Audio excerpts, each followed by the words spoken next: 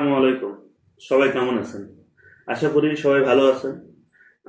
আজকে যে ভিডিওটা দিচ্ছি আপনাদেরকে, এটা জাস্ট সচেতনমূলক একটা ভিডিও। এখানে আপনাদেরকে আমি দেখাবো যে আমরা কি পরিমাণ প্রতিদিন চিনি খাচ্ছি। আর চিনি আমাদের যে দেহের জন্য যে ক্ষতিকর, এটা আপনারা সবাই জানেন। তো আশা করি আমি দেখাবো।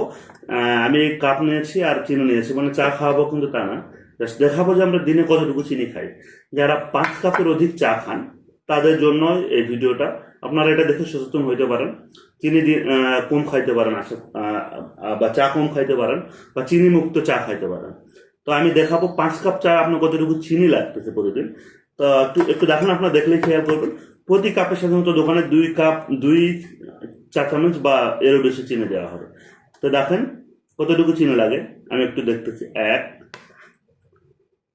2, 3, 4, 5, 6,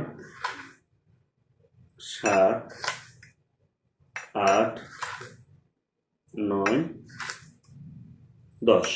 এই যে আমি 10 চা চামচ চিনি দিয়েছি। মানে আপনার যতটুকু আমরা চা খাই মোটামুটি ততটুকু চিনি খাই পার ডে। তখন আপনি যদি 10 কাপের মতো চিনি চা খায় থাকেন, তাহলে আপনি কিন্তু এটা 1 কাপ ভর্তি চিনি খাচ্ছেন। আপনার 5 কাপ চা যে কোনো ভাবে হয় থাকে, সকালে উঠে 1 কাপ, দুপুরে, বিকালে, সন্ধ্যায়, বা দুপুরে আগে, তো 5 কাপ কিন্তু ইজিলি সবারই হয়ে যায়। তো আমি মনে করি এটা সবার জন্য সচেতনতামূলক একটা ভিডিও। তো আশা করি আপনারা এটা দেখে সচেতন হইতে পারেন। আপনার চিনি মুক্ত চা খাইতে পারেন, চিনি ছাড়া চা। এটা কিন্তু আপনার জন্য, আপনার দেহের জন্য উপকারী, সবকিছুর জন্য উপকারী। তো আশা করি আপনারা সবাই এই ভিডিওটা দেখে যদি ভালো লাগে, তো নিজে থেকে সচেতন হওয়ার চেষ্টা করবেন। কারণ আমরা বর্তমান সময়ে প্রতিটা মানুষই দিন দিন মুঠিয়ে যাচ্ছে, যেরকম আমি নিজেও মোটা হয়ে যাচ্ছি।